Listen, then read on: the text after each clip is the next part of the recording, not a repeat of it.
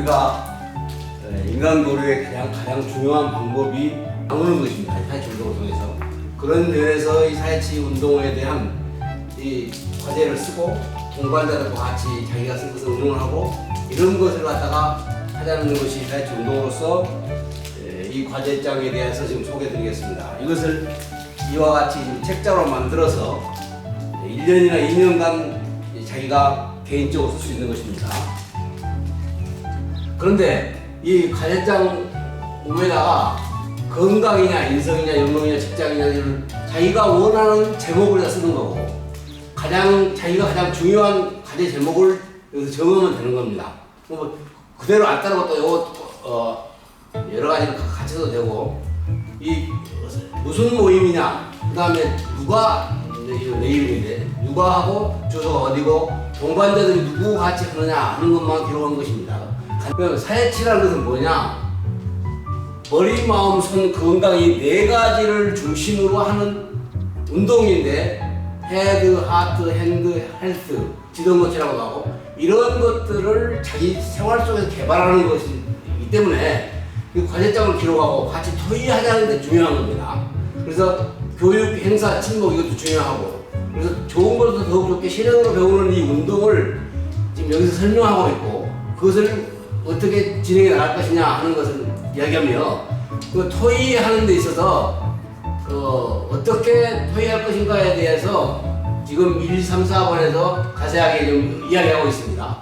건강이나 인성 등의 어떤 분야든지 본인이 생각한 것을 쓰면 되는 거예요. 그 다음에 과제 토의 참가자는 2번 이상 과제를 쓴 것을 가지고 와야 토의에 참석할 수 있어요. 자기는 안 하고 오면 재미가 없어요. 그 다음에 5명이면 의견을 제시하는데 15분 정도 걸리고 제한되는 답변도 내가 하는 것에 대해서 자기 나름대로 의견을 제시하는 것이니까 이거 다 1분 그래서 전체가 이렇게 한 시간이 15분 정도에서 30분 정도 걸린다. 이렇게 해서 15분, 30분 정도 같이 토의하는 것이 중요하고 그 다음에 기록 방법은 회원은 자기 의견에 따라서 같이 그룹에 정해야죠. 30분을 것인지 1시간을 것인지 정한 시간을 끝날 수 있도록 각자가 노력해서 시간을 지켜주고 그룹의 발표 한 3분과 대답 1분 정도를 리더가 이걸 점검을 해야 됩니다. 물론 그것을 꼭 강력하게 할 수는 없지만은 강의는 삼가하고 너무 길게 이야기하면 다른 사람이 토의에 좀 지장이 있으니까 적당히 하고 만약에 할 것이 있으면 좀 복사해가지고 다음에 와서 좀 하도록 그런 식으로 하고 리더는 과제장 2번 기록을 안 한 멤버가 2명 이상이면 1명 정도 그렇지만 2명 정도면 한 주간 뒤에 모임을 간다 이겁니다. 기록하지 않고 오면 재미가 없고 또 발달이 안 되기 때문에 꼭 기록하고 오도록 모든 사항은 여기서 정하는 게 아니고 그 모임에서 정하자 하는 것입니다. 이 과제장을 진행하는 데 있어서 어떤 것이 좋은가 하는 것은 그 모임에서 정하라는 얘기죠. 그래서 모든 글을 기록하고 토의하면서 차차 시간 되는 대로 관찰하라. 지금 과제장은 일기장보다 우수하다. 이걸 지금 설명하는 것보다도 좋은 건 더 좋게 지금까지 앞으로 할 이야기들이 있는데 이런 것들을 개인적으로 다 읽어보면 된다. 이건 간단한 거니까. 그래서 여기서는 자세하게 설명 안 하겠어요.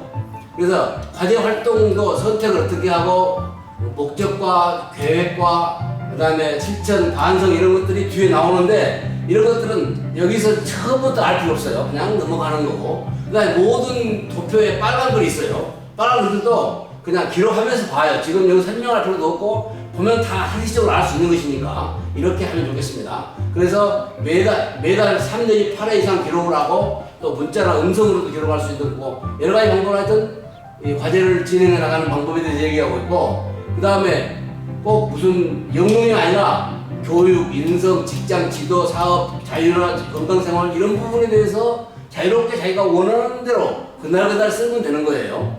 그래서 사회사회치라고 써요. 옛날에 영농사회치라는 말을 썼는데 국민의 5%가 영농하기 때문에 영농 위주로 말고 본래 사회치 이념이 지도모체이기 때문에 이런 것을 적용하자 좋은 좋게 실행으로 배우는 것이 이 사회치 과제 활동의 의미입니다.